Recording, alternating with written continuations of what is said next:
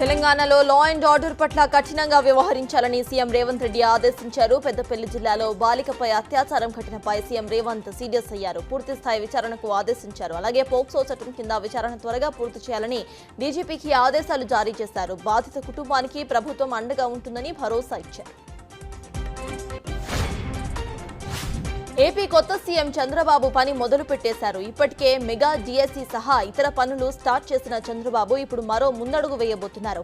ఆంధ్రప్రదేశ్ జీవనాడి అయిన పోలవరం ప్రాజెక్టును సందర్శించబోతున్నారు. ఇక ఈ మేరకు ఆయన సోమవారం ప్రాజెక్టును సందర్శించే అవకాశం కనిపిస్తోంది. పోలవరం సందర్శన అనంతరం కేబినెట్ సమావేశం నిర్వహించే అవకాశం ఉంది. అలాగే కేబినెట్ మీటింగ్ అనంతరం ఆయన అసెంబ్లీ సమావేశానికి వెళ్లబోతున్నారు.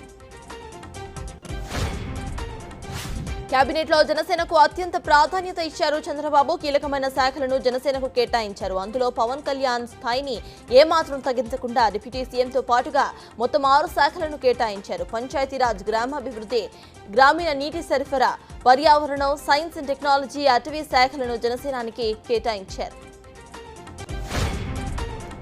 ధరణి సమస్యలపై కలెక్టర్లతో కమిటీ వీడియో కాన్ఫరెన్స్ నిర్వహించింది. పెండింగ్ లో ఉన్న దరఖాస్తులను వీలైనంత త్వరగా పరిష్కరించాలని కమిషన్ నవీన్ మిట్టల్ ఆదేశించారు. ఇక ఈ నెలాఖరులోగా వీలైనన్ని దరఖాస్తులను పరిష్కరించాలని సూచించారు. పాస్బుక్ డేటా కరెక్షన్ లోనే ఎక్కువ దరఖాస్తులు ఉన్నట్లుగా తెలిపారు.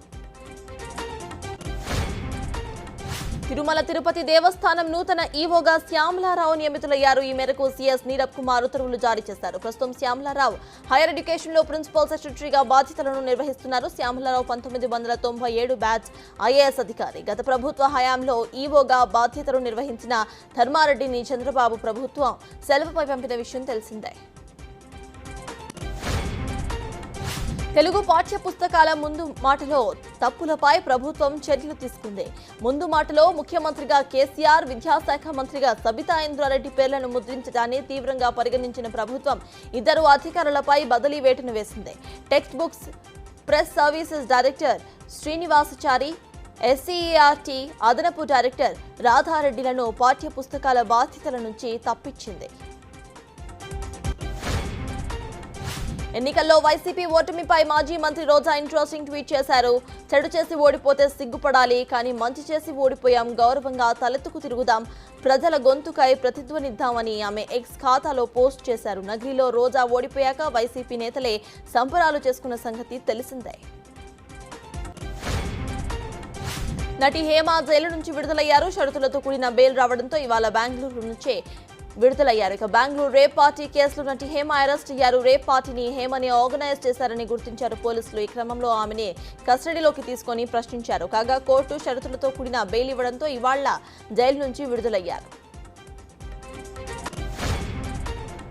Kannada star hero Darshan murder కేసులో అరెస్ట్ అయ్యాడనే వార్త కన్నడ పరిశ్రమని ఊపేస్తుంది. సోషల్ మీడియాలో తెగ వైరల్ అవుతుంది. మన తెలుగులో super star Mahesh, power star Pawan Kalyan లాంటి క్రేజ్ కన్నడలో దర్శన్ కి ఉంది. మహేష్, పవన్ లాగా కల్ట్ ఫ్యాన్ బేస్ అక్కడ ఆయనకుంది. ఒక్క ఈ మర్డర్ కేసు అనే కాదు, ఇప్పుడు దర్శన్ పర్సనల్ లైఫ్ కూడా అలాంటి వివాదాలే ఉన్నట్టు తేలుతున్నాయి. అనేక వివాదాలు దర్శన్ ని చుట్టుముట్టాయి.